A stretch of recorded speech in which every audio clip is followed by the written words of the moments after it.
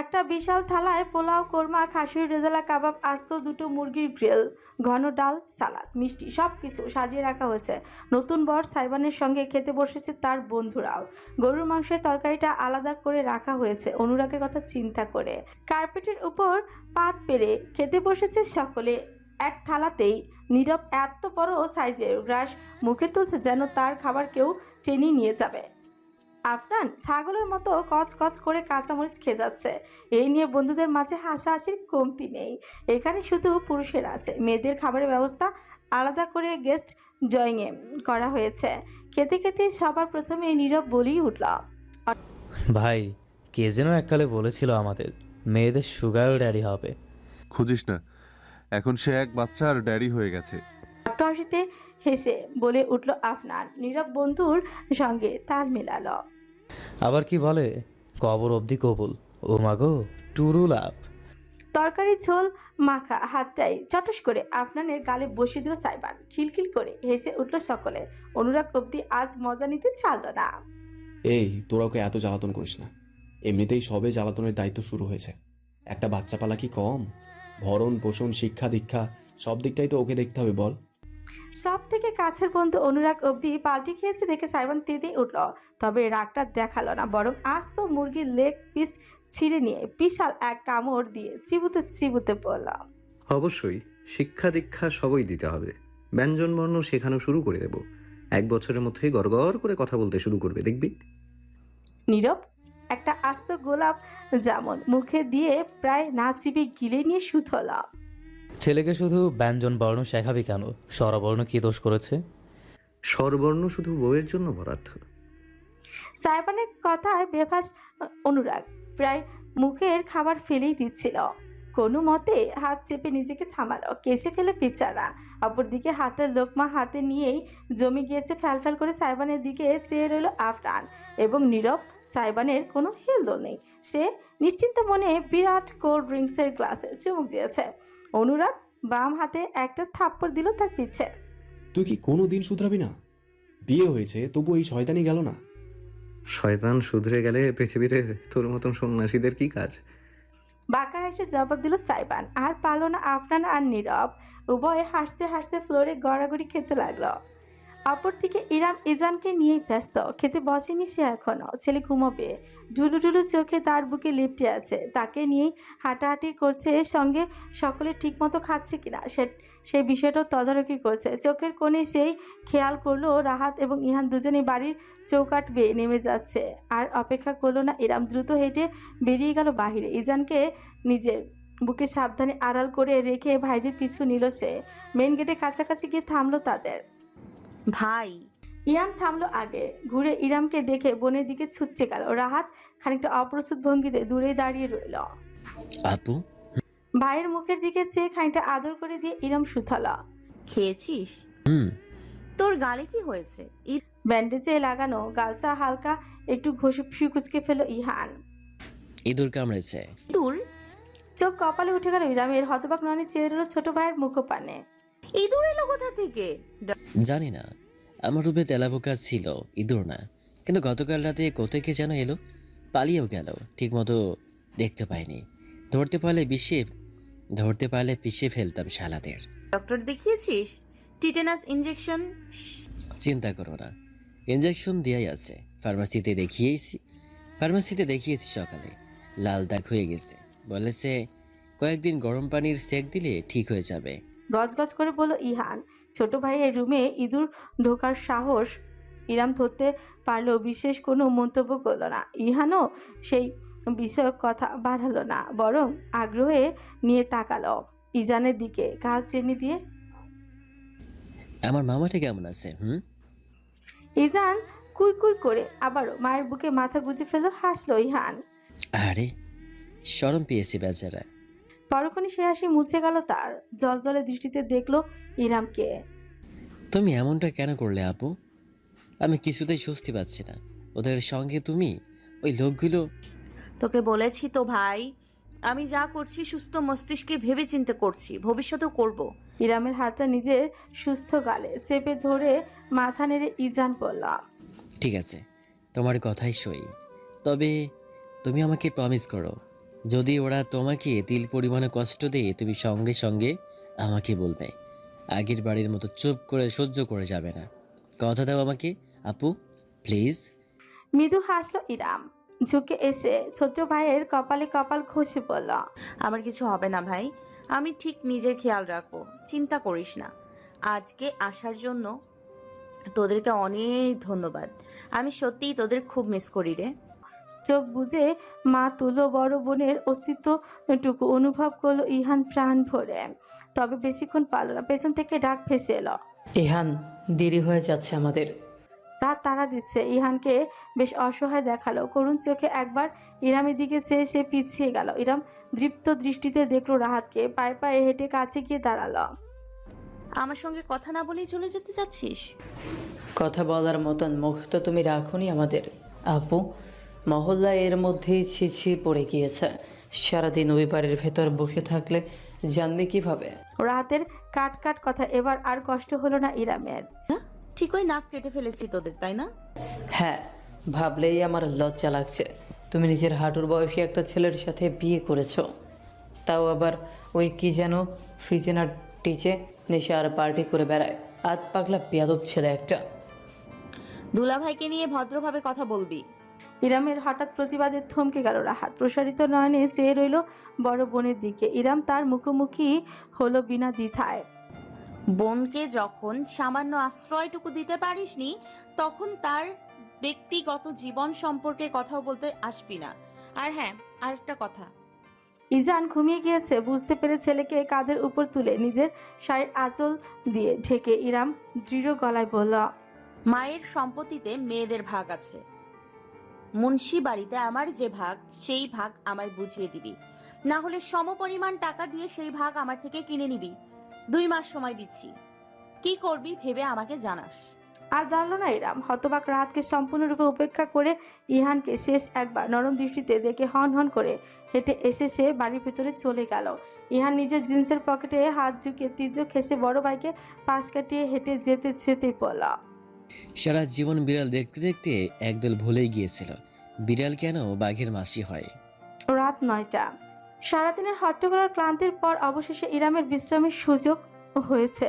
এত সময় যাবত তেমন কিছু মনে না হলো এখন বাস্তবতা সম্পূর্ণরূপে ইরামকে ঘিরে ধরেছে। কারণ গেস্ট রুমের বদলে তার ঠাঁই হয়েছে সাইবানের বেডরুমে। রুমটা আধুনিক, অতিরিক্ত আসবাবের বালাই নেই। যেটুকু আছে তাও মডার্ন ডিজাইনের। কালো ধাতুর তৈরি, বিছানার বেডশিট অবধি কালো রঙের, সিল্কের কাপড়ের উপর লাল গোলাপের পাপড়ি ছড়িয়ে রাখা, ইতি উতি বেশ কয়েকটি তাজা রজনীগন্ধা ছড়া মোহনীয় ঘ্রাণে মাতোয়ারা করে তুলছে রুমটাকে। তবুও এর মালিকের প্রকৃত বৈশিষ্ট্যকে পুরোপুরি ঢাকতে পারছে না। দেয়ালে মাইকেল জ্যাকসন আর চাইনিজ কিংবা কোরিয়ান কোনো বয় ব্র্যান্ডের পোস্টার টাঙানো। আরও কয়েকজন চেহারা আছে, তবে এই সেলিব্রিটিদের ইরাম চিনে না।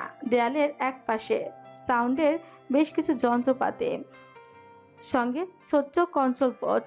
এক কোনায় ট্রিপল মনিটরের গেমিং সেটআপ। কাউচের উপর অবহেলায় দুটো 10 কেজির ডাম্বেল পড়ে আছে। একটি দীর্ঘশ্বাস ছাড়ল ইরাম। নিজের সঙ্গে এই অস্তিত্বের সামান্যতম মিলও খুঁজে পেল না। তার ভালো লাগে বই, খোলামেলা পরিবেশ, বেশি হলে একটা ঝুল তুলনার মাঝে মধ্যে গান শোনার জন্য অ্যান্টিক রেডিও সেট। এই তো, খুব বেশি চাহিদা তার কোনো কালই ছিল না। সে সত্যিই সাইবান আলাদিনের সঙ্গে এক সূত্রে বাঁধা পড়েছে। এই রুমটাই তার প্রমাণ। ক্ষণস্থায়ী হলেও এই রুমটাই আপাতত তার ঠিকানা। হিসেব মতে আজকে ইরামদের বাসরাত। তবে এই রাত নিয়ে কোনো প্রকার আগ্রহ, আকাঙ্ক্ষা কিংবা ভাবার ইচ্ছেটুকুও তার মাঝে নেই। এজানকে আজ কৌশলে সামিয়া নিজের কাছে রেখে দিয়েছেন। মুখে না বললেও ইরাম বুঝতে পেরেছে তাদের প্রাইভেসি দিতে, যার আদতে কোনো প্রয়োজনই ছিল না। এমন কিছু এখানে হতেই যাচ্ছে না। তবে সেই কথা শুধু সে আর সাইবান জানে। নিজের শাড়ি বদলানোর কথা ভাবলো ইরাম, তবে সঙ্গে করে কাপড় আনতে তো ভুলে গিয়েছে। দরজা খোলার বাইরে গিয়ে আবার নিয়ে আসবে, এত কাহিনী কে করবে? তার থেকে গয়নাগাটি খুলে একটু ফ্রেশ হওয়া যাক ভেবে ইরাম গলা থেকে আর কান থেকে হালকা গহনাগুলো খুলে রাখলো। রুমের এক পাশে লাগোয়া বারান্দার অন্য পাশে আরেকটা দরজা। বাথরুমই হবে ভেবে স্লাইড করে কাঁচের দরজাটি খুলে ইরাম ভেতরে পা রাখলো, তবে সামনের দৃশ্য তাকে জমিয়ে দিল। জায়গাটা বাথরুম বলবে নাকি অন্য কিছু ইরাম কয়েক লহমা ভেবেই পেল না। হঠাৎ করে কেউ দেখলে মনে করবে বুঝি জঙ্গলে ঢুকে পড়েছে। দেয়ালে তেমনি গাছপালার ডিজাইন, মেঝে মাছ বরাবর ফাঁকা, সত্যি ফাঁকা, পুলও নয়, বাথটবও নয়, যেন জঙ্গলের গাছপালার মাঝে একটি প্রাকৃতিক পুকুর। আশেপাশে পাথরের দেয়াল তুলে দেয়া, তাতে টলটলে পানি ভাসছে। সিলিংয়ের সঙ্গে লাগোয়া ঝর্ণা বেয়ে বৃষ্টির মতন ঝিরিঝিরি পানি ঝরছে পুকুরের ন্যায় স্থানটির উপর। পাথরের সিঁড়ি নেমে গিয়েছে কয়েক ধাপ। ভেতরে যাওয়ার জন্য ইরাম হাঁ করে তাকিয়ে রইল রীতিমতো। সে একটুখানি হাত মুখ ধোবে, কিন্তু এমন জায়গায় তো হাত মুখ ধুতে মন চায় না, শুধু তাকিয়ে থাকতে ইচ্ছে হয়, যেন ছুঁয়ে দিলে জাদুঘরি জায়গাটার মায়া কেটে যাবে। এটা কেমন বাথরুম? এটাকে বলে জাকুজি। অস্ফুট স্বরে ইরাম বলে উঠেছিল, এমন স্পষ্ট জবাব আসবে ভাবেনি। ঝট করে পেছনে ফিরে তাকালো সে। ঠিক দরজার সঙ্গে হেলান দিয়ে দাঁড়িয়ে আছে সাইবান। ভেস্ট খুলে ফেলেছে, শুধু শার্ট আর প্যান্ট পরনে। শার্টের উপরের বেশ কয়েকটা বোতাম খোলা থাকায় মাসল বুকের খানিক অংশ দেখা যাচ্ছে। ইরাম দ্রুতই দৃষ্টি সরিয়ে নিল।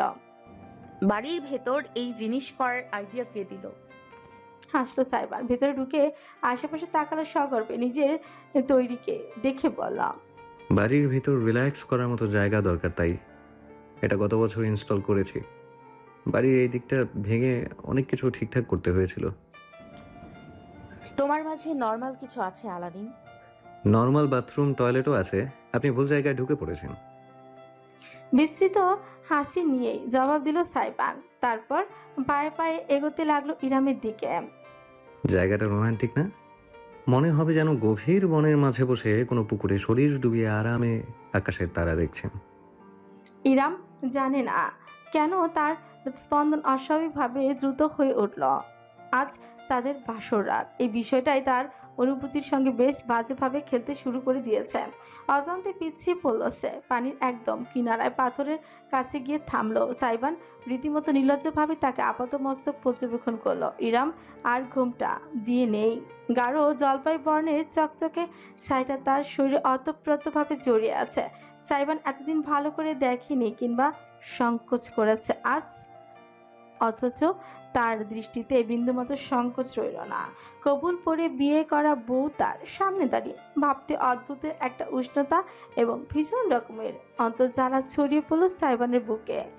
ইরাম তার গভীর দৃষ্টিকে খেয়াল করলো, জিজ্ঞেস করে বসল, আজ কাজী সাহেবের সামনে হঠাৎ ওভাবে বললে কেন? কিভাবে বলেছি? কবর অবধি কবুল কথাটার মানে কি? এটাই যে আপনাকে বিয়ে করে নিজের কবর নিজেই খুঁড়েছি আমি। থমকালো সাইবান। দৃষ্টি তুলে ইরামের মুখ দেখলো, অতঃপর বাঁকা হাসি ছুঁয়ে গেল তার ঠোঁট জোড়ে।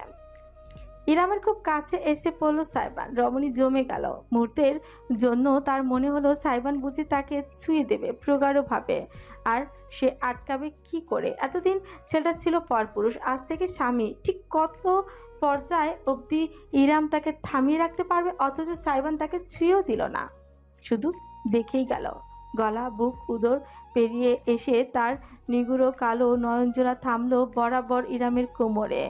আর তৎক্ষণাৎ মুগ্ধতার দৃষ্টিটা বদলে গেল তীব্র কৌতূহলে, বাজে রকমের কৌতূহল। সুকুচকে ফেললো সাইবান। এতক্ষণ স্পর্শ না করেও এবার হাত বাড়িয়ে বৃদ্ধাঙ্গুল ইরামের কোমর ছুঁয়ে তাকে ফুটে থাকা এক খয়েরি দাগ ছুঁয়ে দিল সে। এটা কিসের দাগ?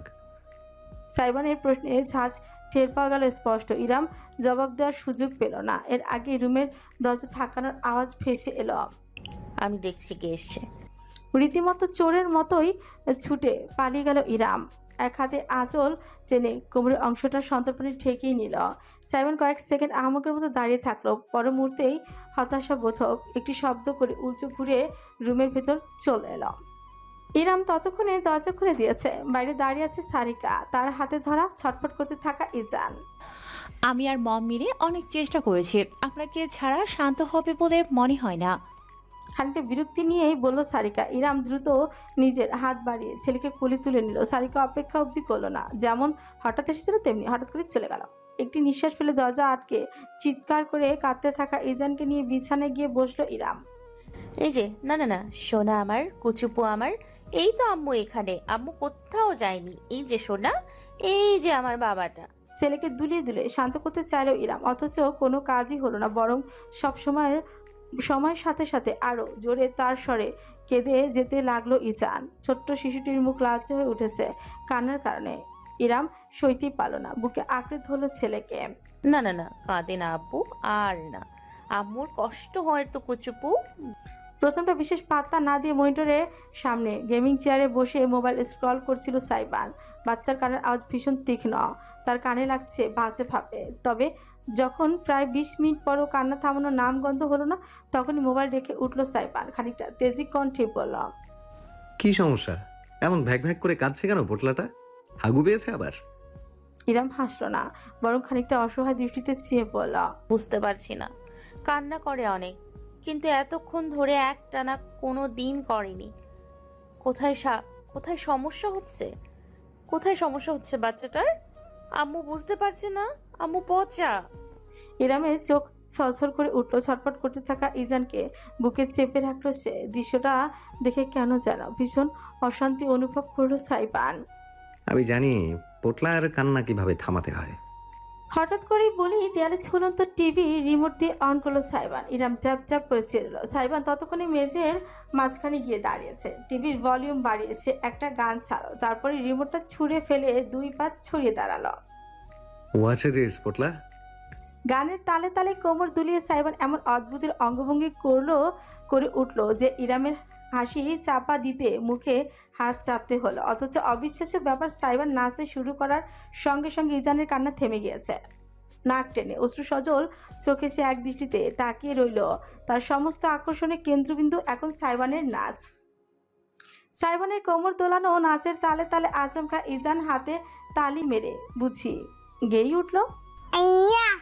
ইরাম না পারতে হেসে ফেলল। এবার তার চোখের পানি হুট করে শুকিয়ে গিয়েছে। সাইবানের নাচের সাথে সাথে ইজান সব ফুলে লাফিয়ে উঠাটা তার মনে দাগ কেটে গিয়েছে। অজান্তেই সে জলজলে চোখে চেয়ে দেখলো সামনের মানুষটাকে। পাগলাটে একটা ছেলে, একদম লাগামহীন ঘোড়ার মতন, বেশরমের মতন কোমর দুলিয়ে যাচ্ছে। ভালোই দেখাচ্ছে যদিও। ইরাম লজ্জাবোধ করলো। কি ভাবছে সে? তবে তার বিশেষ কোনো সন্দেহ রইল না। এই বিবাহিত জীবনটাকে যত কঠিন হবে বলে সে ভেবে এসেছে, ততটা কঠিন নাও হতে পারে। পরদিন সকাল একদম ভোরে ঘুম থেকে উঠে গিয়েছে সাইবান। ফ্রেশ হয়ে জিম রুম থেকে 1 ঘন্টা ওয়ার্কআউট করে সাউন্ড রুমের কিছু যন্ত্রপাতি ঠিকঠাক করে এসেছে। বাড়ির সবাই এখনো ঘুমে, শুধু সুগন্ধা উঠেছে বোধহয়। নিচতলার কিচেনে থেকে থালা বাসনের শব্দ শুনে বোঝা যাচ্ছে ঘেমে একাকার হয়ে গিয়েছে সাইবান। বাথরুম থেকে সংক্ষিপ্ত একটা গোসল সেরে তোয়ালেতে মাথা মুছতে মুছতে সে যখন বেরোলো, তখন ঘড়িতে সময় 8:30। তোয়ালেটা বারান্দায় ঝুলিয়ে এসে যখন রুমের ভেতর এলো, তখন ভীষণ অপ্রত্যাশিত একটি দৃশ্য তাকে স্বাগত জানালো। তার বিছানার উপর পরম শান্তিতে ঘুমিয়ে আছে ইরাম। রমণীর বুকের সাথে ঘেঁষে গভীর ঘুমে আচ্ছন্ন ইজান। গতকাল প্রায় ভোরের দিকে ঘুমানোর সুযোগ হয়েছিল। সারাটা রাত থেকে জেগে উঠেছে, মাকে জ্বালিয়েছে সে। সাইবান মরার মতো সোফায় পড়েছিল, বালিশ চাপা দিয়ে রেখেছে কানে। হাতে গোনা কিছু ঘন্টা হয়তো ঘুমিয়েছে, আবার 7টার আগেই উঠে পড়েছে। গভীর দৃষ্টিতে দেখলো সে বিছানায় থাকা মা সন্তান উভয়ের উপর সকালের স্নিগ্ধ আলোক রশ্মি প্রতিফলিত হয়ে একটা স্বর্গীয় ভাব সৃষ্টি করেছে। সাইবান নিষ্পলক চেয়ে রইল। কতক্ষণ যাবৎ নিজেও বলতে পারবে না। তার ভাবতেও অবাক লাগছে, বিছানায় শুয়ে থাকা রমণী এবং ছোট্ট নাজুক প্রাণটি এখন তারই পরিবারের অংশ। পায়ে পায়ে বিছানার কাছে এগিয়ে এলো সাইবান। গতকালের ক্লান্তি তাকে ঘুমাতে দেয়নি। অপরদিকে ইরামকে জড়িয়ে রেখেছে গভীর ঘুমের চাদরে। অজান্তেই হাঁটু মুড়ে বিছানার পাশের কার্পেটের উপর বসে পড়ল সে। ইরামের একটি হাত লম্বা করে রাখা, অপর হাতটা ইজানের শরীরের উপরে। 2 হাতে চকচকে মেহেদি। সেই মেহেদি দেখে কিছু একটা মাথায় এলো সাইবানের। ঝুঁকে এলো সে, লম্বা করে রাখা হাতটার উপর ঝুঁকে অতি মনোযোগ নিয়ে দেখতে লাগলো। সিম্পল অথচ বেশ সুন্দর কারুকার্য, জলজল করছে যেন রত্নের মতন। স্পন্দন বেড়ে গেল সাইবানের। হন্য হয়ে সে খুঁজে বেড়ালো, কোথায় আছে কি নেই। অবশেষে সাইবানের খোঁজ থামলো। দৃষ্টি প্রসারিত হলো, সঙ্গে চোচে ফুটলো এক পরিতৃপ্তি মায়াবী হাসে। গচ্ছা। বিড়বিড় করল সে আপন মনের। ইরামের হাতের মাধ্যমা এবং অনামিকা আঙ্গুলের ঠিক মাঝখানে চাপা জায়গাটা পেঁচানো অক্ষরে লিখা। আমার আলাদিন। ফিসফিস করে উচ্চারণ করলো সাইবান। জানে না কেমন অনুভূতি হলো বুকের ভেতর। নিষ্পলক চেয়ে রইল এক নাগারে সে। ইচ্ছে হচ্ছে না দৃষ্টি ফিরিয়ে নিতে। ইরামের প্রশান্তিতে ছাওয়া ঘুমন্ত মুখটা দেখলো সে অত্যন্ত আবেগ নিয়ে। তারপর আবারও দেখলো আঙ্গুলের ফাঁকে লুকিয়ে রাখা নামটাকে। নিজের ফোন বের করে নিঃশব্দে বেশ কয়েকটা ছবি তুলে নিল সাইবান। কেন সে নিজেও জানে না। ফোন রেখে সে ঝুঁকে এলো, সাবধানী আঙ্গুলে ছুঁয়ে দিল মেহেদি রঙে রেঙে থাকা আঙুল চাকে। ইরাম সামান্য নড়েচড়ে উঠতেই জমে গেল সে। অথচ রমণীর ঘুম ভাঙল না। শুধু ছেলেকে ঘুমের ঘরে নিজের আরও খানিকটা কাছে টেনে পুনরায় নিদ্রায় নিমজ্জিত হলো সে। বুকের ভেতর আটকে রাখা নিঃশ্বাসটা ছাড়ল সাইবান। অতি সাবধানে নিজের নাম লেখা ইরামের আঙুলটা তুলে নিল সে। কি হলো সে বলতে পারবে না। ঝুঁকে গেল সেই নরম আঙুলের ডগায়, আলতো করে স্পর্শ করলো নিজের ছোঁচ। অতি ক্ষীণ এক মুহূর্তের আলতো ছোঁয়া। চোখ বুঝে নিল সাইবান। হানমনি ফিসফিস করল, আপনার আলাদিন। রাস্তার মোড়ে টং দোকানটা বেশ কয়েকদিন বাদে বন্ধুদের আড্ডা বসেছে আজ। দোকানি মিরাজ ভালো করেই চেনে এই দলটাকে। যদিও বেশ সামর্থ্যবান পরিবারের ছেলে মেয়ে, তবুও তার দোকানটার প্রতি একটা ভিন্ন মায়া আছে। সেই স্কুল জীবন থেকে অনুরাগ আর সাইবানের নামে ছেলে দুটো তার দোকানে চা সিগারেট খেতে আসতো। আজকাল আরও বেশি কত সঙ্গী জুটেছে। ভালোই লাগে মিরাজের তরুণ ছেলেপেলেদের গাল গল্প শুনতে। মাঝে মাঝে এমন ভাষায় চলে যায় যে বোঝাই যায় না কি বলছে। জেনারেশনের কি আমূল বদলে যাচ্ছে। অনুরাগরা যখন আসে তখন বুঝি গোটা দোকানটাই তাদের হয়ে যায়। কাঠের বেঞ্চে পা দোলায় বসে বসে অনুরাগ, নীরব, আফরান ইতিমধ্যে চলে এসেছে। সন্ধ্যা ক্রমশ গাঢ় হয়ে রাতে পরিণত হচ্ছে। নীরব সিগারেটটা ধরিয়েছে, অপরদিকে আফনান পান চেবাচ্ছে। ওসবের প্রতি বিশেষ আকর্ষণ নেই অনুরাগের। সে আপাতত এক কাপ রং চায়ের অর্ডার দিয়ে বসেছে। মামুর বেটা এখনো এলো না। পান চিবোতে চিবোতে জিজ্ঞেস করল আফরান। থু করে পিক ফেললো এক পাশে। নীরব সিগারেটে লম্বা একটা টান মেরে বললাম, এখন ওনার বউয়ের আঁচলের তলায় থাকার সময় বস। বন্ধুদের জন্য টাইম আছে নাকি? খিলখিল করে হাসাহাসি শুরু করলো উভয়। অনুরাগ মাথা নেড়ে জানালো, আমাকে আসবে বলেছে, হয়তো কোথাও ফেসে গিয়েছে তাই দেরি হচ্ছে। বাচ্চার ডায়পার চেঞ্জ করছে মনে হয়। কার ডাইপার? আফরান বলতে সম্পূর্ণ ভিন্ন এক মেয়েলি কণ্ঠস্বর প্রশ্ন করলো। প্রত্যেকে ছেলেই জমে গেল নিজেদের জায়গায়। এই কণ্ঠের মালিককে হাড়ে হাড়ে চেনা আছে তাদের। অবশেষে সামনে এসে দাঁড়ালো এক রূপবতী, লাস্যময়ী, শরীরে জড়ানো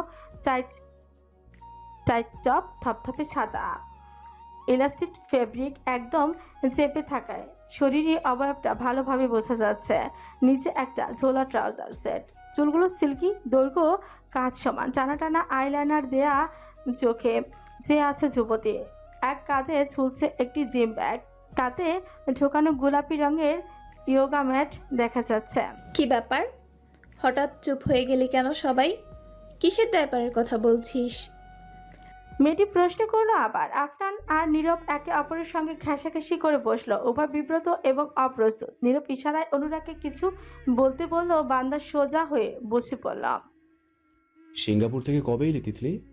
তিতলি নামক যুবতী খানিকক্ষণ সন্দিগ্ধ দৃষ্টিতে বন্ধুদের দেখলো, তারপর থাপ্পাস করে কোনো প্রকার দ্বিধা ছাড়াই অনুরাগের পাশে বসে পড়ল। এই তো আজ সকালেই পৌঁছালাম। অনেক ভোরে এসেছি তো, তোদের কল করে জানাইনি। আর বিকালে জিমে গিয়েছি, ভাবলাম একেবারে এখানে এসে সারপ্রাইজ দিয়ে দিই। তিতলি আপা, আপনার জন্য গ্রিন টি বসাই? দোকানি মিরাজ হাসি মুখে বলল। পাল্টা হেসে তিতলি মাথা দোলালো। জি অবশ্যই, সঙ্গে ডায়াবেটিক্স কুকি দিবেন দুটো। মিরাজ কাজে লেগে গেল। তিতলি বন্ধুদের দিকে ফেলল। সবাই কেমন অস্বস্তিতে পড়ে গিয়েছে মনে হচ্ছে। তার দিকে তাকাচ্ছে না কেউ। অবাক হলো সে। ব্যাপার কি দোস্ত, সবগুলোর মুখ এমন বাংলার পাঁচের মতন ঝুলে আছে কেন? আর by the way, mister DJ কোথায়? দেখছি না যে, এখনো আসেনি। অনুরাগ তিতলির দিকে তাকিয়ে বলতে নিলাম, মানে তিতলি শোন, আসলে সাইবান। ইয়ো ব্রোজ। অদূর থেকেও সাইবানের উৎফুল্ল কণ্ঠের ডাক স্পষ্ট ভেসে এলো। সকলে সকলে মাথা তুলে তাকিয়ে দেখলো সড়কের উপর অপর প্রান্তে এগিয়ে আসছে সাইবান। হেঁটে আসছে না, গাড়িতেও আসছে না, তার পায়ে ডাবল রোলার শুজ, ভারী কেটসের মতন কালো জুতার নিচে 2 জোড়া চাকা লাগানো, পা দুটো রোল করে করে রাস্তার উপর স্লাইডিং করে এগিয়ে আসছে সাইবান। একেবারে দোকানের সামনে এসে ব্রেক কষে থেমে গেল সে অভিজ্ঞ ভঙ্গিতে। আমাকে ছাড়াই শুরু করে দিয়েছিস বেয়াদবের দল। মিরাজ মামা, 1 কাপ ঘন ব্ল্যাক কফি দাও তো, চিনি 2 চামচ। আরে তিতলি, দাপাস করে তিতলির পাশে বসে হাত বাড়িয়ে নীরবের হাতের প্যাকেট থেকে একটা সিগারেট ছিনিয়ে নিল সে। লাইটারটাও হাতিয়ে ঠোঁটে পুড়ে ধরাতে ধরাতে সাইবান প্রশ্ন করলাম, সিঙ্গাপুর ভালো লাগেনি? বিনা নোটিসে দেশে ল্যান্ড করলি যে? সাইবানকে দেখে বিরাট হেসে কোনো প্রকার ভনিতা ছাড়ে নিজের দুবাহুতে জড়িয়ে আলিঙ্গনে বেঁধে ফেলো তিতলি। তোদের ছাড়া আমার কবেই বা কি ভালো লেগেছে মেরে জিনি। সাইবান হালকা হাসল, এক হাতে সিগারেট ধরে অন্য হাতে তিতলির পিঠে চাপড় দিয়ে আলিঙ্গন করে ভেঙে ফেলল। হো, সিঙ্গাপুরের ছেলেরা বুঝি এতই দুর্বল? জিনি, চটাস করে সাইবানের বাহুতে ঘুষি বসিয়ে দিল তিতলি। শব্দ করে হাসতে হাসতে সিগারেটে মনোনিবেশ করলো সাইবান। আর চোখের সামনে তাকাতে দেখলো নীরব আর আফনান মিলে তাকে কি যেন ইশারা করছে, অথচ ইশারার অর্থটা সে হুট করে ধরতে পারল। তিতলিও খেয়াল করছে বিষয়টা। কি সমস্যা? কেউ একবার বলবি আমাকে? এসে থেকে দেখছি কেমন অদ্ভুত আচরণ করছিস সবাই। গলা খাকারি দিল অনুরাগ। অদ্ভুত? আমরা না তো। তারপর বল তিতলি, সিঙ্গাপুরে কি কি দেখলি? কথা ঘুরিয়ে ফেলতে চাইলো সে, ততক্ষণে সবার চা এসে গিয়েছে। নিজের গ্রিন টির কাপে লম্বা একটা চুমুক দিয়ে আরামে নিঃশ্বাস ফেলে তিতলি নিজের সিঙ্গাপুরের ট্যুরের কাহিনী বলা শুরু করলাম। তিতলি চৌধুরী সাইবানদের গ্রুপের 5ম সদস্য। একমাত্র মেয়ে হওয়ায় তার আলাদাই একটা কদর আছে গ্রুপের মাঝে, সঙ্গে চাহিদা এবং সম্মানও। ফ্যাশন ডিজাইনিংয়ে নিয়ে পড়াশোনা করছে সে। বর্তমানে একজন বিউটি ইনফ্লুয়েন্সার হওয়ার পাশাপাশি বিভিন্ন ধরনের কাজের সঙ্গে যুক্ত আছে। হালকা পাতলা মডেলিংও করে বেড়ায় সাইবান। তিতলির কাহিনী শুনতে শুনতে আয়েশ করে সিগারেট ফুঁকছিল। কাহিনী শেষ করে তিতলি হাত বাড়িয়ে তার সিগারেট আধ খাওয়া সিগারেটটা নিয়ে নিজের ঠোঁটে পুড়েই দিল। বিনা দ্বিধায় দীর্ঘ এক সুখ টান দিয়ে বললাম, অনেক হয়েছে আমার গল্প, এবার তোদের কথা বল। এই 1 মাসে আমি কি কি মিস করলাম? আফনান, নীরব, অনুরাগ প্রত্যেকে একে অপরের দিকে চাচাই করে শেষমেশ সাইবানের দিকে তাকালো। ছেলেটার অবশ্য হেলতল নেই, সে পারছে না শুধু বেঞ্চের উপর শুয়ে পড়তে। বেঞ্চের সাথে লাগোয়া একটা জলপাই গাছ থাকায় সুবিধাই হয়েছে তার। পায়ের উপর পা তুলে ঝুলতে ঝুলতে এদিক সেদিক তাকাচ্ছে। কেউ তেমন কিছু বলছে না বিধায় তিতলি সন্দেহ হলো। পাশ ফিরে সাইবানের উড়ুতে হাত রেখে সে বলেই উঠল, ভালো কথা, তুই আজকে ফ্রি? শোনেই, তাহলে চল আমরা সবাই মিলে একটা স্পিডিং করে আসি। অনেক দিন করি না, বেশি দূরে না, এই চট্টগ্রাম মহাসড়ক অবধি যাব। সাইবান পা নামিয়ে সোজা হয়ে বসল।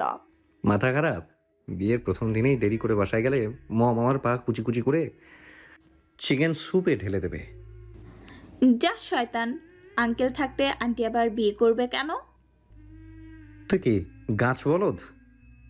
আমি আমার কথা বলেছি। অট্ট হাসার প্রস্তুতি নিচ্ছিল তিতলি, তবে সাইবানের জবাব তাকে জমিয়ে দিল। মুখ নামিয়ে হাসি মাখা ঠোঁটেই তাকালো সে। বিশ্বাস করছে না এখনো।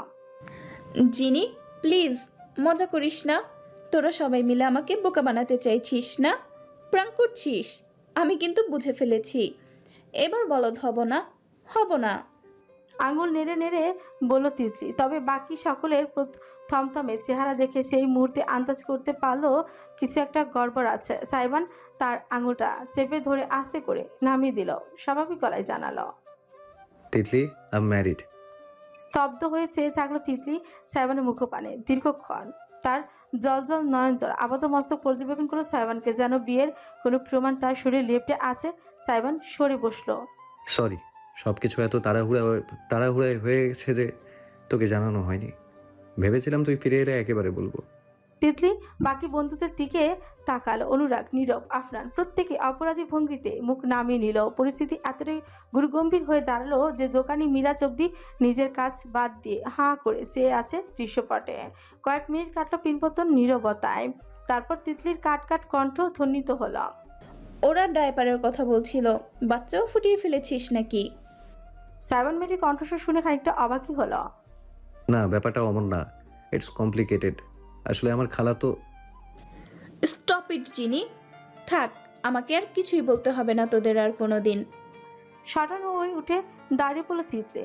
নিজের গ্রিন টির বিল নিজের পকেট থেকে বের করে মিরাজের হাতে দিয়ে ব্যাগ তুলে হনহন করে হাঁটা দিল। সাইবান লাফিয়ে উঠে দাঁড়ালো বেঞ্চ থেকে, পেছন থেকে গিয়ে মেয়েটার হাত টেনে ধরল। ওয়েট, কি সমস্যা তোর? কি হয়েছে? এই তো বেশ গল্প করছিলাম। আমার কোনো সমস্যা হয়নি, সমস্যা তো সব তোর। ইউ নো হোয়াট চিনি, ফক অফ।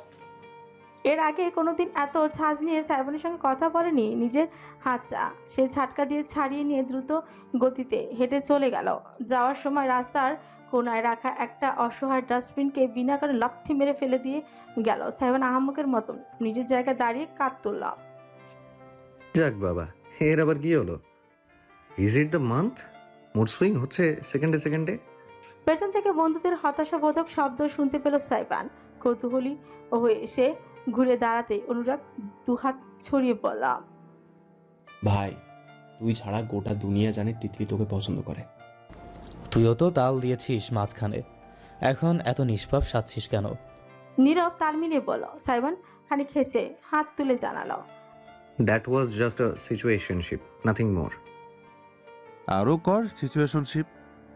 শ্যামলা নিজের লাভ লাইফ আর ম্যারিড লাইফ, তিতলি খেপেছে। আফনান বলতেই হেঁটে এসে পুনরায় বেঞ্চে বসলো Saiban. As if I care. আমার পুরো কথা না শুনেই চলে গিয়েছে, আমার কি দোষ? ঠান্ডা হয়ে যাওয়া কফির মগে চুমুক দিতে দিতে কপালে তীব্র এক ভাঁজ পড়লো তার। রাত প্রায় 9টা বেজে এসেছে। লিভিং রুমে বসে ল্যাপটপ ঘাটাঘাটি করছে ইরাম। ইজান মেঝেতে বেছানো ম্যাট্রেসের উপর গড়াগড়ি গড়ি খেলছে। তাকে দেখে শুনে আসছে সুগন্ধা। এক হাতে বই, অন্য হাতে একটা ঝুনঝুনি বাজাচ্ছে। ইজান মজা পেয়ে সেটা কামড়ে দিতেই চাইছে। ইরাম জেনে বেশ অবাক হয়েছিল যে সুগন্ধা পড়াশোনা করে। জাতীয় বিশ্ববিদ্যালয় অনার্স প্রথম বর্ষে অধ্যয়নরত এখন। সাইবানদের বাড়িতে এসেছে প্রায় 5 কি 6 বছর আগে। গ্রামে যে বাড়ি আছে পরিবারের, সেটার কেয়ারটেকার ছিল সুগন্ধার বাবা। মা মরা মেয়ে সে, বাবাও শেষে স্ট্রোকে মৃত্যুবরণ করে। একমাত্র মেয়ে সুগন্ধার তখন বেহাল দশা। সামিয়া সেবার তাকে সাথে করে নিজের বাড়িতে নিয়ে আসেন। কাজের পাশাপাশি পড়ালেখাও ব্যবস্থা করেন। সুগন্ধা বলেছে সামিয়ার এক কথা, অনার্স পাস না করা অবধি পড়ালেখা ছাড়ার কথা চিন্তাও করা যাবে না। বিষয়টা বেশ ভালোই লেগেছে ইরামের। আদতে সুগন্ধা নিজেকে যেমন প্রদর্শন করে অভ্যস্ত, তার চাইতে বহুগুণে স্মার্ট। সেটা এই কয়েকদিনেই বুঝে গিয়েছে সে। ল্যাপটপটা সামিয়ার বাড়িতেই থাকে, তিনি খুব একটা ব্যবহার করেন না। ইরাম আজকে চেয়ে নিয়েছে। এই মুহূর্তে সে বসে বসে নিজের লিঙ্কডইন প্রোফাইল সাজাচ্ছে। চাকরি এবং কেরিয়ারের ক্ষেত্রে বেশ কার্যকরী একটা স্থান। প্রোফাইলের কাজ শেষ হয়ে গেলে ইরাম ল্যাপটপ বন্ধ করে দিচ্ছিল। তবে হঠাৎ কি যেন একটা মনে পড়লো তার। সুগন্ধার থেকে জেনেছে আজকাল খুব ব্যবহার করা হয় কিছু এআই প্রোগ্রাম। গুগল থেকে তেমনি একটা প্রোগ্রামে ঢুকে সে মনোযোগ দিয়ে টাইপিং করলাম। সিচুয়েশনশিপ কি? যতক্ষণ প্রোগ্রামটি তথ্য খোঁজার সময় নিচ্ছে ততক্ষণ ইরাম তাকিয়ে ছিল। ভাবনাটা ভাবলো বানানটা ঠিক করে লিখেছে কিনা। সুগন্ধা সাহায্য নেবে, কিন্তু দরকার পড়ল না। প্রোগ্রামটি উত্তর করেছে, সিচুয়েশনশিপ হলো এমন এক ধরনের সম্পর্ক যেখানে দুজন মানুষের মধ্যে ঘনিষ্ঠতা বা আবেগ থাকে, কিন্তু সম্পর্কটা স্পষ্ট প্রেম বা কমিটেড রিলেশনশিপ হিসেবে নির্ধারিত নয়। ইরামের মাথা ঘুরতে শুরু করলো। কি, এমনও আবার কোনো সম্পর্ক হয়? ঘনিষ্ঠতা থাকলে আবার প্রেম হয় না কিভাবে? প্রেম না হলে ঘনিষ্ঠতা থাকে কিভাবে? তার মাথা ঢুকলো না। সে আবারও টাইপ করলাম। বেঞ্জিং কি? বেঞ্জিং হলো ডেটিং রিলেশনশিপ একটা ট্রাম যেখানে কেউ তোমাকে পুরোপুরি রিলেশনশিপে রাখে না, আবার পুরোপুরি ছেড়েও দেয় না, মানে ব্যাকআপ হিসেবে রেখে দেয়। তুমি রিজার্ভ প্লেয়ার, প্রয়োজন হলে ডাকবে, না হলে সাইডে বসিয়ে রাখবে। ইস, ছি। না চাইতে ইরামের মুখ ফুসকে বেরিয়ে গেল। সুগন্ধা মাথা তুলে তাকালো। কোনো সমস্যা আপা? বরকে গিয়ে দ্রুত সব কেচে ল্যাপটপটা বন্ধ করে ইরাম সোজা হয়ে বসলো পড়ল। তোমাদের জেনারেশনটাই সমস্যা। সুগন্ধা অবাক নয় তাকিয়ে রইল। ব্যাপারটা কি হলো? সে বিনা দোষে কথা শুনলো কেন? ইরাম অবশ্য ব্যাখ্যায় দিল না তাকে। এমন সময় হুট করেই বড় গাড়ির হর্নের আওয়াজ ভেসে এলো। ইরাম মেঝে থেকে ইজানকে কোলে তুলে বাইরে এসে দাঁড়াতেই অবাক হয়ে দেখলো একটা ছোটখাটো মালবাহী ভ্যান দাঁড়ানো। ভেতর থেকে ধরাধরি করে আসবাবপত্র নামাচ্ছে কয়েকজন লোক। একটা সোফার মতন দেখতে আসবাব, একটা লম্বাটে ট্রলি, তার মাথায় আবার ছোট ছোট খেলনার মতন কিসব যেন ঝুলছে। কাজের তদারকি করছেন সামিয়া। তিনি দুপুরের পর হাসপাতালে গিয়েছিলেন, একেবারে গাড়ি নিয়ে ফিরেছেন। ইরাম শাশুড়ির কাছে গিয়ে দাঁড়ালো। এসব কি খালামণি? মুচকে হাসলেন সামিয়া। প্রয়োজনীয় জিনিসপত্র তোর লাগবে। আঙুল তুলে সোফার মতন জিনিসটাকে দেখালেন তিনি। ওটা নার্সারি গ্লাইডার, অনেকে ফিডিং চেয়ারও বলে। বেস্ট ফিড করানোর সময় ওটাতে বসবি। আর এটা টেবিল, এখানে ডাইপার চেঞ্জ করবি। ইরাম হতবাক হয়ে তাকিয়ে রইল। মা হতে এতগুলো জিনিসের প্রয়োজন তার জানাই ছিল না কখনো। তবে এইসব ঠিক প্রয়োজন নয়, বরং জার্নিটাকে আরামদায়ক করার প্রচেষ্টা মাত্র। সামিয়া একজন ডাক্তার, যদিও শিশু বিশেষজ্ঞ নন, তবে তিনি ভালো মতনই জানেন একজন মা এবং তার সন্তানের কেমন যত্নের প্রয়োজন হয়। কিছুক্ষণের মাঝে আধুনিক আসবাবে সাজানো সাইবানের বেডরুমটা পূর্ণ হয়ে উঠল অনাকাঙ্ক্ষিত সব জিনিস বসে। বিছানার একপাশে ফিডিং চেয়ারটা রাখা হলো, তার সাথে টেবিলটা, বেশ কিছু ড্রয়ার সম্বলিত ওয়ার্ড্রপ, তাতে বাচ্চাদের ন্যাপকিন, ডায়পার, অনেক ধরনের ফিডার, টেম্পারেচার ফ্ল্যাক্স, সঙ্গে বেস্ট পাম্প। এমন কিছু নেই যা সামিয়া বাদ রাখেনি। লোকগুলো প্রায় 1 ঘন্টা সময় নিয়ে রুমটাকে সাজিয়ে গুছিয়ে দিল। ইরাম একপাশে ইজানকে কোলে নিয়ে দাঁড়িয়ে দেখল কিভাবে সাইবানের রুমের বেপরা ভাবটা এক লহমায় পরিবর্তিত হয়ে গিয়েছে। সবকিছু গোছগাছ হয়ে গেলে সামিয়া বললেন, আমি আমার ছাত্রীর সঙ্গে কথা বলে রেখেছি, ও একজন খুব ভালো পেডিয়াট্রিশিয়ান। কালকে অ্যাপয়েন্টমেন্ট বুক। তুই আর সাইবান ইজানকে নিয়ে যাবি, কেমন? তিনি বলা শেষ করতে না করতে রুমের দরজার কাছে উদয় হলো সাইবান। মাত্রই বাইরে থেকে ফিরেছে সে। নিজের জ্যাকেট খুলতে খুলতে বলতেই গেল, মেয়েদের মন আর 5.5 প্যাচের জিলাপি একই, কোনো পার্থক্য? সাইবানের চিৎকারে কেঁপে উঠল চারপাশ। ইরাম আগে থেকেই প্রতিক্রিয়া আন্দাজ করে ছেলের 2 কানে আঙুল দিয়ে রাখলো। পা ফেলে থপ থপ করে ভেতরে ঢুকলো সাইবান। আশেপাশে তাকিয়ে মাথা চেপে ধরলে এমনভাবে যেন তার সামনে তার পৃথিবী ভেঙে গুঁড়ো গুঁড়ো করে দেওয়া হয়েছে। What the fuck? সামিয়া ফ্রিকুটি করলেন, মুখে লাগাম দেওয়া শিখ এখন। এক বাচ্চার বাবার মুখে এমন ভাষা মানায় না। একটি হতাশা নিঃশ্বাস ফেলো সামিয়া। এই ছেলেকে নিয়ে কোথায় যাওয়া যায় সামিয়া জানে না। সাইবান হন্য হয়ে এদিক সেদিক ছুটে দেখলো সবকিছু, কিভাবে তার গেমিং সেটআপ চেপে দিয়ে সেখানে অন্য আসবাব বসানো হয়েছে, কিভাবে তার স্বাদের সাউন্ড বক্সগুলো সরিয়ে সেখানে ফিডিং চেয়ার রাখা হয়েছে। সবকিছু ইরাম অবস্থা দেখে সামিয়ার কাছে ঘেঁষে ফিসফিস করে পড়ল, মনে হয় এমনটা না করলেও হতো। বেচারার অনেক স্বাদের রুম। তুই চুপ থাকতো, বিয়ে হতে না হতেই স্বামীকে দরদ দেখাবি না। তোর সামনে যে পাগলা বাবার মতন ছোটাছুটি করছে, ওটাকে তোর হাতের পুতুল বানাতে হবে। চাবি দিবি, ঘুরবে, চাবি বের করবি, থেমে যাবে। ইরাম না চেতে ফিক করে হেসে ফেলল। ঠিক এমন সময় তার কোলে থাকা ইজা নড়িচড়ে উঠলো, আঙুল চুষতে চুষতে গোঙাতে লাগলো। ইরামের বুঝতে বাকি রইল না কি হয়েছে। ও, আমি ওকে চেঞ্জ করিয়ে নিই বলে সে বাথরুমের দিকে যাচ্ছিল, কিন্তু সামিয়া থামিয়ে দিলেন তাকে। এই না না, এখানে রাখ, সাইবানকে করতে দে, ওর শেখার দরকার আছে। এমনিতে এই রুম হারানোর শোকে আদমরা সাইবান। এই কথা শুনে তড়াক করে লাফিয়ে উঠল সে। মুখে ভর করলো তীব্র আতঙ্ক। কি খবরদার ব্রো, আমি ওসব হাগুমতো পরিষ্কার করতে পারবো না, একদম না। সামিয়া তীক্ষ্ণ চোখে তাকালেন ছেলের দিকে, অতঃপর আদেশ করলেন, যা ইরাম, ওই টেবিলের উপর রাখ, ডাইপার আছে, শিখিয়ে দে ওকে কিভাবে করিস।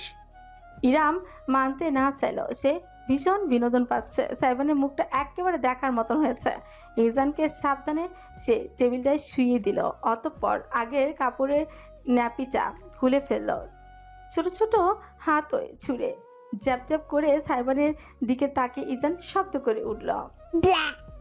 মুখে হাত চাপা দিল সাইবান। আশেপাশে কিছু না পেয়ে একটা কাপড়ের ক্লিপ তুলে নিজের নাকে আটকে ফেলল। ফারাক্কা বাঁধ খুলে হেগে ফাঁসিয়ে দিয়েছে পোটলাটা। ইরাম আর পারল না, ওই অবস্থায় দাঁড়িয়ে দাঁড়িয়ে হাসতে শুরু করলো সে। সামিয়া আপনি মুখ টিপে হাসছে সেই দৃশ্য দেখে হাসতে হাসতে ইরাম হাত বাড়িয়ে বলল, একটা ডাইপার দাও। সাইবান ডাইপার সেকশন থেকে পরিষ্কার ডাইপার এক এক আঙুলে এমনভাবে মুখের সামনে তুলে দিল যেন পৃথিবীর সব থেকে কদর্য কিছু ধরেছে।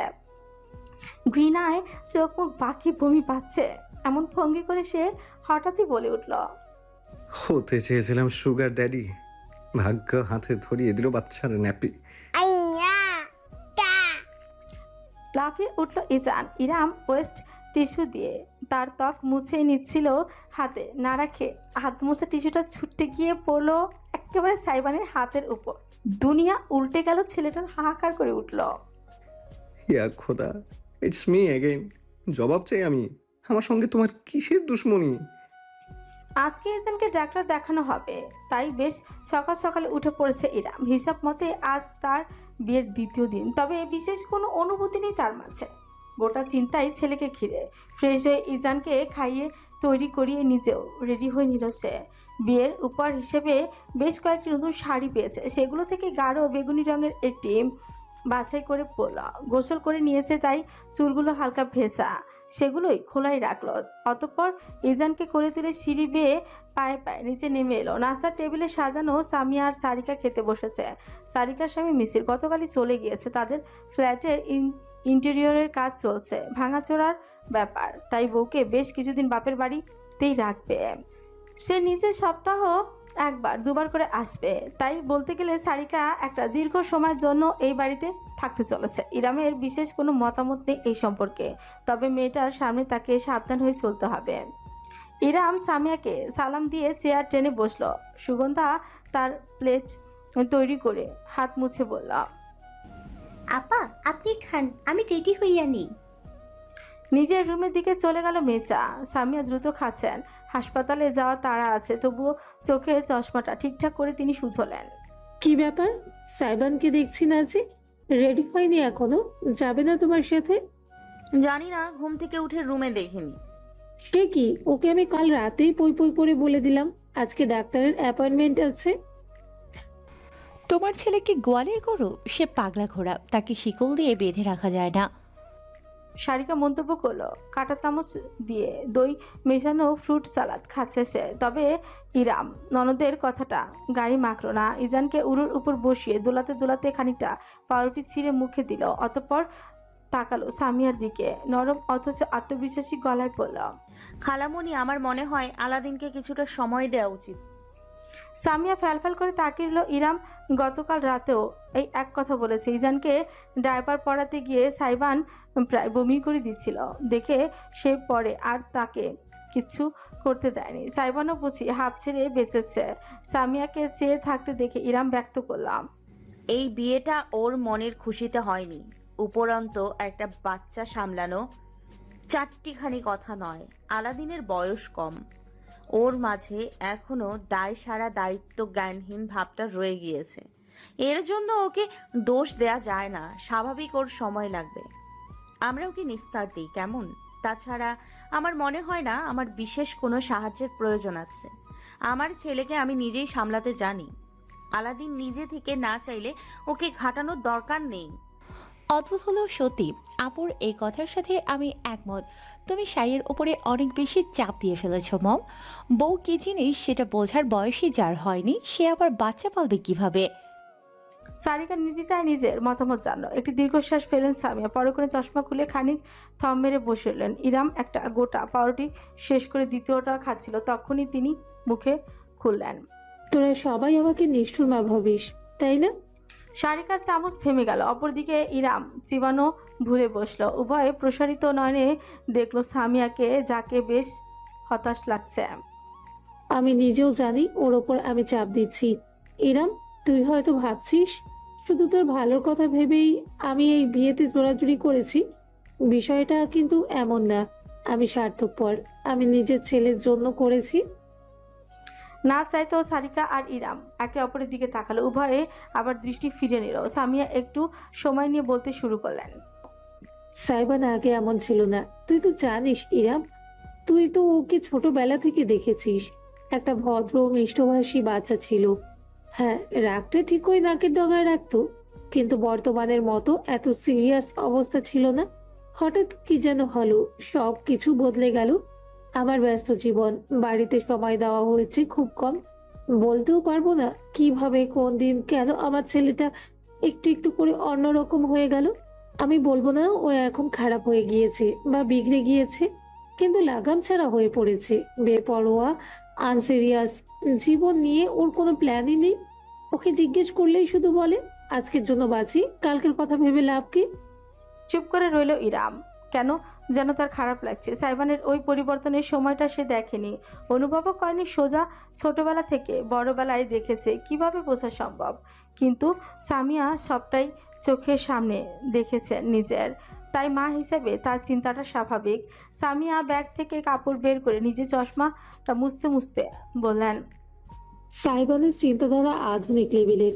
ওকে বুঝাইতেই আমি এই জেনারেশনের সাথে তাল মিলিয়ে চলা শিখেছি।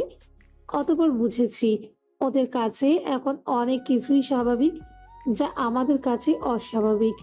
ছেলে মানুষ কারণে অকারণে না করা যায় না, সব সময় চোখে চোখে রাখা যায় না, ধরে বেঁধে রাখাও যায় না, আমি চাইও না। একটা মানুষ মুক্ত স্বাধীন, তাকে অন্যের অনুশাসনে আনার কোনো মানেই হয় না। তাই আমি সব সময় চেয়ে এসেছি, যদিও বা আমি না পারি, তবে ওর জীবনে এমন কেউ আসুক যে ওকে ব্যস্ততা শেখাবে, ওকে ওর মতো করে বুঝাতে পারবে, ওকে সামলে রাখতে পারবে। আমি চেয়েছি আমার ছেলেটা একটু পরিবার আসক্ত হোক। যখন তুই আমার কাছে এলি তখন মনে হলো তোর থেকে অভিজ্ঞ মানুষ হয় না। তুই জীবনটাকে অনেক রঙে দেখেছিস, অনেক লড়াই করেছিস। তাই হ্যাঁ, এই বিয়েটা যতখানি তোর আর তোর ছেলের ভালোর জন্য দিয়েছি, ঠিক ততখানি আমার নিজের ছেলের জন্য। থামলেন সামিয়া। কয়েক মুহূর্ত নিঃশব্দে বসে থাকলেন, তারপর গ্লাস থেকে বেশ খানিকটা পানি পান করে চেয়ার ছেড়ে উঠে দাঁড়ালেন। তবে হ্যাঁ ইরাম, তুই ঠিকই বলেছিস। আমি হয়তো কম সময়ে বেশি আশা করে ফেলেছি। দায়িত্ব শিখতে, বুঝতে আর পালন করতে সময় লাগে। আমি আর এসব বিষয়ে হস্তক্ষেপ না করার চেষ্টা করব। আচ্ছা তুই যা তাহলে, হাসপাতালে আজ আমার অনেক লম্বা ডিউটি। আমি না হয় সময় বের করে তোর সাথে। না না না, দরকার নেই খালামণি। এই যে সুগন্ধা গেল রেডি হতে, ওকে নিয়ে যাব। তাছাড়া গাড়িতে তো যাব আসবো, তুমি চিন্তা করো না। সামিয়া আর দ্বিমত করলেন না। ফোন এসেছে জরুরি, সেটা রিসিভ করে কানে লাগিয়ে ব্যাগ হাতে হাঁটা দিলেন বাড়ির বাইরের দিকে। সারিকাও আর বেশিক্ষণ টেবিলে থাকলো না। নিজের মায়ের কথাগুলো তাকেও ভাবুক করে তুলেছে বোধহয়। ইরাম চেয়ারে বসে ধীরে সুস্থে নাস্তা শেষ করলো, অতঃপর সুগন্ধাকে নিয়ে ঘন্টাখানিক বাদে বেরোলো অ্যাপয়েন্টমেন্টের উদ্দেশ্যে। সমুদ্র থেকে ভেসে আসা নোনা বাতাস শরীরে লাগে আলাদাই একটা অনুভূতি হয়। সুবিশাল সমুদ্রের সামনে নিজেকে তুচ্ছ লাগে, অথচ মনটা হয় ফুরফুরে। বালির দ্বীপের সমুদ্র সৈকতে বালির আস্তরণের উপর শুয়ে প্রকৃতির মায়া উপভোগ করতে বেশ লাগছে অরণ্যর। তার সঙ্গিনী অ্যাসকর্ট মেয়েটা চেয়ারে বসে সানস্ক্রিন মাখছে শরীরে। বিদেশিনী পরনে সি বিচে ব্যবহৃত অতি ছোট পোশাক, সাইজের পোশাক। ওটাকে পোশাক না বলে অবশ্য অন্তর্বাস বলাই শ্রেয়। অরণ্য তাকিয়ে থাকলো। গতকাল সারা রাত একসাথে কাটানোর পরও বিশেষ কোনো টান আসছে না। কোনো জিনিস একবার ব্যবহার করে ফেলে আবার তার ভালো লাগে না, অথচ একটা জিনিস আছে যেটার প্রতি সে চরম আসক্ত এবং এই মুহূর্তে অনেকখানি রুষ্ট। ইরাম খেলতে চাইছে তার সঙ্গে, মেয়েটার দম আছে বলতে হয়। বেশ, তবে ইরামের সঙ্গে তার মতো করে খেলা হবে। মেয়ে মানুষ আজ হোক কাল হোক ভাঙবেই। অরণ্য শুধু বসে বসে সেই ভাঙার অপেক্ষা করবে। ইরামকে তার কাছে ফিরে আসতেই হবে। অরণ্য নিজে আনবে না, নিজের ইচ্ছায় দুই পায়ে হেঁটে হেঁটে আসবে তার দুয়ারে। এর চাইতে মধুর কোনো দৃশ্যই হয় না। যে পায়ে হেঁটে আসবে সেই পা দুটোকেই সে সেদিন রাতে কাঁধের উপর উঠিয়ে নিবে, বুঝিয়ে দিবে এতদিন যাবৎ ইরাম কি মিস করে গিয়েছে। Wanna get into water? অরণ্য উঠে বসে বিদেশিনীকে শুধল। মেয়েটা মাথা নাড়ল। No way, I'm not risking my skin. Suit yourself. অরণ্য উঠে দাঁড়ালো। হাফ আধা রঙিন শার্টটা খুলে রেখে উদম শরীরে হেঁটে হেঁটে পানির কাছে গিয়ে দাঁড়ালো। নোনা জল তার পা ছুঁয়ে গেল। বিরাট হেসে সে ফাইভ দিল। বেশ কিছুক্ষণ সাঁতার কাটার পর পানি থেকে মুখ তুলল সে। সমস্ত শরীর বেশ চপচপ করে গড়ানো পানির ফোঁটাগুলো সূর্যের আলোয় চিকচিক করতে লাগলো। পেটানো শরীরের মাংসপেশিগুলো ফুলে ফেপে উঠল তার প্রতিটি কদমের সঙ্গে। কালো চুলগুলো লেপ্টে রইল কপালে, হালকা দাড়ি গজিয়েছে কয়েকদিন। রুক্ষ থুতনিতে হাত ঘষে সে খেয়াল করলো বিচের অন্যান্য কিছু রমণী তাকে দেখছে, কেউ বা লুকিয়ে, কেউ বা কোনো রাগঢাক বাদে। বাঁকা হাসি ফুটল অন্যের ঠোঁটে। সে জানে ফিরে যাওয়ার পথে এদের মধ্যে অনেকেই তার সঙ্গে কথা বলতে চাইবে। Aaron, Aaron.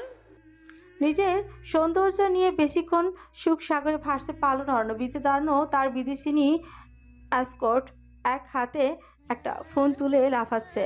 ওটা অরণ্যর ফোনই। অরণ্যর নাম বিদেশিনীরা উচ্চারণ করতেই পারে না, বিদায় সবসময় বিকৃতি করে ফেলে। অরণ্য উঠে এলো এক হাতে, চুল ঝাড়তে ঝাড়তে মেয়েটার দিকে গিয়ে নিজের ফোনটা খপ করে হাতে নিল। দেশ থেকে কল এসেছে। চেয়ার থেকে তোয়ালে তুলে কাঁধে ছড়িয়ে সে রিসিভ করলো ফোন। বল।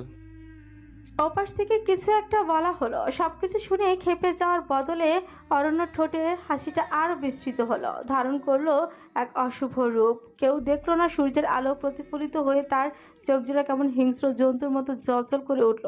শিকারী শিকারের গন্ধ পেল ঠিক যেমন করে অরণ্যের মাঝেও তেমন অভিব্যক্তি ফুটে উঠেছে। জিভে নিজের ঠোঁটে লেহন করে নিয়ে অরণ্য পড়ল। I see. ফোনটা কান থেকে নামিয়ে স্ক্রিনের দিকে তাকালো। তাহলে তুমি এইভাবে আমার অ্যাটেনশন আদায় করতে চাও ডার্লিং? বেশ, তোমার পাওনা অ্যাটেনশন তোমাকেই দেওয়া হবে খুব শীঘ্রই। Just wait for me my world. ইজানকে চেক আপ করানো হয়েছে। ডাক্তার বেশি কিছু উপদেশ দিয়েছেন। আপাতত নতুন পরিবেশ বলে ইজান মাঝে মাঝে ছটফট করছে এমনটাই বলা হয়েছে। মানিয়ে নিতে সময় লাগবে, বাকিটা রিপোর্ট এলে বোঝা যাবে। দুপুর হয়ে গিয়েছে প্রায়। ইরাম চেম্বার থেকে বেরিয়ে করিডোর ধরে হাঁটছে, তার পাশে সুগন্ধা। ইজান প্রতিদিনকার তুলনায় একটু বেশি শান্ত আজ। ডাক্তারের সামনেও তেমন হম্বিতম্বি করেনি। ইরামের বুকে মুখ গুজে পড়ে আছে। চেম্বারের বাইরে আরও মানুষ অপেক্ষা করছে, সকলেই ছোট ছোট শিশু, একদম বেশি ছোট কিংবা নবজাতক শিশুদের সঙ্গে মা বাবা দুজনে এসেছে। এই তো ইরাম বের হতে এক তরুণ দম্পতি তাদের 2 মাসের বাবুকে নিয়ে চেম্বারে ঢুকলো। দৃশ্যটা মনোরম, তার সঙ্গে আবেগঘন। একজন শিশুর দায়িত্ব উভয় পিতামাতার। যে কোনো প্রয়োজনে উভয়ের উপস্থিতি শুধুমাত্র দম্পতির বন্ধনী শক্ত করে না, বরং শিশুর জন্য উজ্জ্বল দৃষ্টান্ত স্থাপন করে। কারণ সে নিজের চোখে দেখে বড় হয় তার পিতামাতার মাঝে সুসম্পর্ক আছে।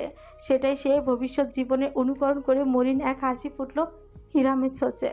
ইজানের বাবা মানুষটা মোটেও কোনো উজ্জ্বল দৃষ্টান্ত নয়। ওই লোকটাকে এখানে সে কামনাও করে না। তার ছায়া ইজানের উপর পড়ুক, সেটাও সে চায় না। তবে ইজান যে কোনো প্রকার সুস্থ সম্পর্কের বন্ধন দেখা ছাড়াই বড় হতে চলেছে সেটা তার কাছে স্পষ্ট। আপা, গাড়িটা একটু সুপার শপের সামনে থামাইতে বললেন। ওইখানে মাশরুম পাওয়া যায়। আজকে আমি আপনাকে মাশরুমের স্যুপ কইরা খাওয়াবো, অনেক মজা। সুগন্ধা নিজের কথা বলে যাচ্ছে। ইরামের শুনতে ভালোই লাগছে। করিডোরের শেষ প্রান্তে পৌঁছে গিয়েছে তারা প্রায়। ঠিক এমন সময় সামনের দৃশ্য লক্ষ্য করে ইরামের পদক্ষেপ থেমে গেল। করিডোরের শেষে দেয়ালে হেলান দিয়ে দাঁড়িয়ে আছে সাইবান। একটা ওভারসাইজ হাফ হাতা টি শার্ট আর ঢোলা ট্রাউজার পরনে। চুলগুলো হালকা ভেজা ভেজা ঘেমে গিয়েছে, কপালে ছড়িয়ে আছে আইব্রো। প্রিয়াংশীরা চিকচিক করছে, এক হাতে ফোন ধরা, কিছু একটা করছে অত্যন্ত মনোযোগ দিয়ে। ইরাম থেমে দাঁড়াতে মুখ তুলে তাকালো সে, তারপর ফোনটা ট্রাউজারের পকেটে ঝুঁকিয়ে ধীরে ধীরে বেগিয়ে এলো। তুমি এখানে? অবাক না হয়ে পারল না ইরাম। সাইবান মাথা কাত করে দেখলো তাকে, তারপর জিজ্ঞেস করলো, কেন শাহরুখ খানকে আশা করেছিলেন? না, অনুরাগকে আশা করছিলাম, ভালো আর হ্যান্ডসাম ছেলে। ইরাম জানা হুট করে সে এমন জবাব কেন দিল। সাইবানকে দেখতে দেখতে ছেলেটার প্রভাব তার নিজের উপরেও পড়তে শুরু করেছে বোধ হয়।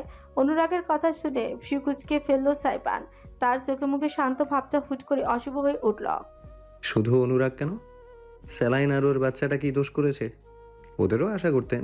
না না, শুধু ওদের কেন, পুরো পাড়া মহল্লাকে আশা করতেন, পৃথিবীর সকল মানুষকে আশা করতেন, পৃথিবীর বাইরে মঙ্গলের মঙ্গোলিয়ানদেরও আশা করতেন, এরিয়া 51 থেকে এরিয়ানদেরও আশা করতেন। ভাইজান থামেন থামেন, যে হারে আগাইতেছেন নাসার আগে আপনি মহাবিশ্বের বাইরে বাইর হইয়া যাইবেন। সুগন্ধার দিকে কটমট করে তাকলো সাইবান। জরিনার আম্মা সকিনা পটকে দিয়ে চটকে ফেলবো একদম। আমি আবার নারী পুরুষ সমান অধিকারে বিশ্বাসী। পরে শাহবাগে গিয়ে গলা ছিললেও লাভ হবে না, দেখিস কিন্তু। পরক্ষণে ইরামের দিকে ঘুরে দাঁড়োছে।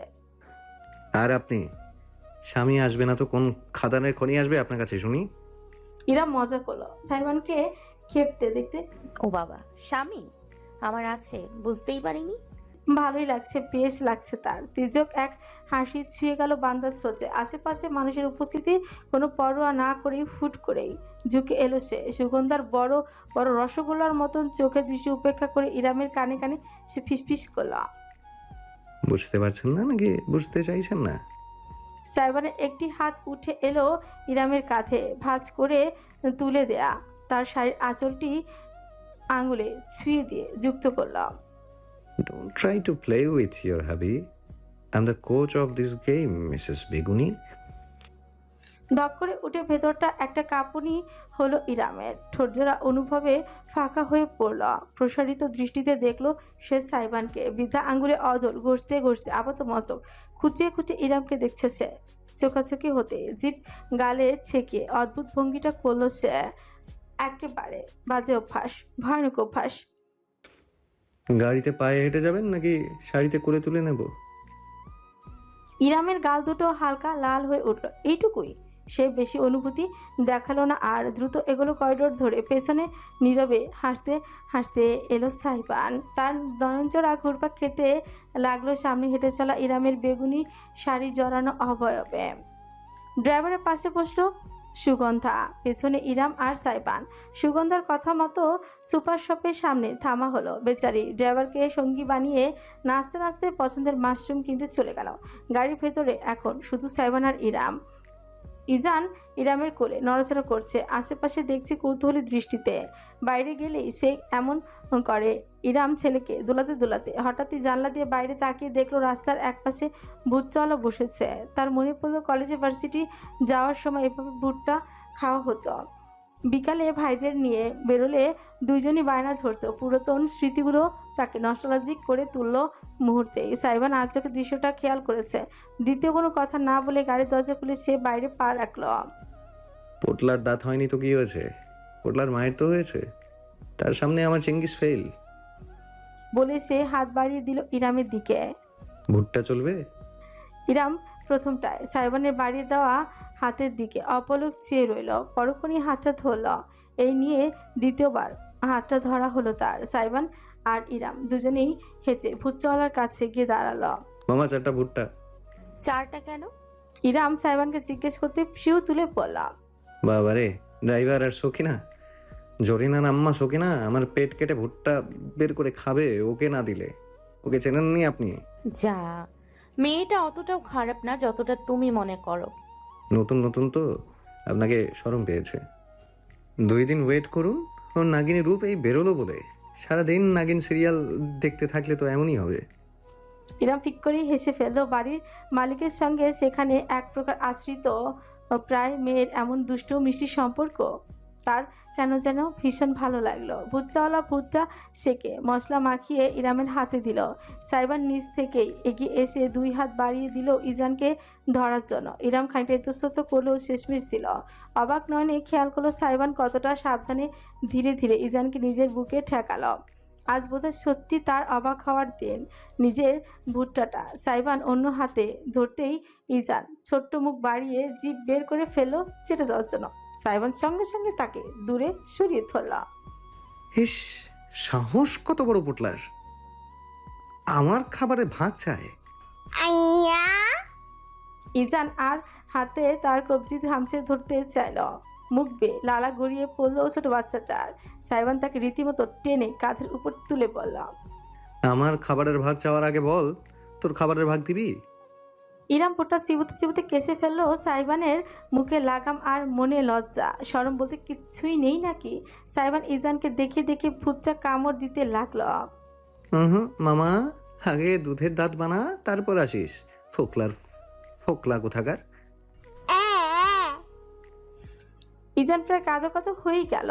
তাই দেখে শয়তানি হাসি হাসতে লাগলো সাইবান। তবে পুরোপুরি কান্নার ভাগ্য হলো না। রাস্তা দিয়ে হেঁটে যাওয়া কয়েকজন তরুণী হঠাৎ করেই থেমে দাঁড়ালো তাদের সামনে। একজন অতি উত্তেজিত মেয়ে এসে পড়ল। কি কিউট বেবি, একটু আদর করি। ইজানের কান্না কান্না ভাব মুহূর্তেই মিলিয়ে গেল। মারি দেখি অদ্ভুত ভঙ্গি করে সে মেয়েগুলোর দিকে চেয়ে রইল। সাইবান বলল, ওই দেখেছো, মেয়ে দেখলেই মন খুশি হয়ে যায় না? I can feel bro, I can totally feel. মেয়েগুলো ঘিরে দাঁড়িয়ে ইজানকে আদর করে দিতে লাগলো। ইরাম সতর্ক চোখে দেখছে, তবে এটাও খেয়াল করলো সাইবানও বিশেষ অসতর্ক নেই। হাসি মজার মুডে থাকলেও তার চোখের তীক্ষ্ণ দৃষ্টি ইজান আর প্রতিটি মেয়ের দিকে বিশেষ খেয়াল রাখছে। ইরামের মনে ভীষণ উষ্ণতা ভর করলো। একটা মেয়ে ইজানের গাল টেনে দিয়ে বলল, বেবি অনেক কিউট। আপনার ছোট ভাই? সাইবান ইজানকে নিজের বুকে ঠেকিয়ে অপ্রত্যাশিত একটি উত্তর করলাম, মাই বেবি বয়।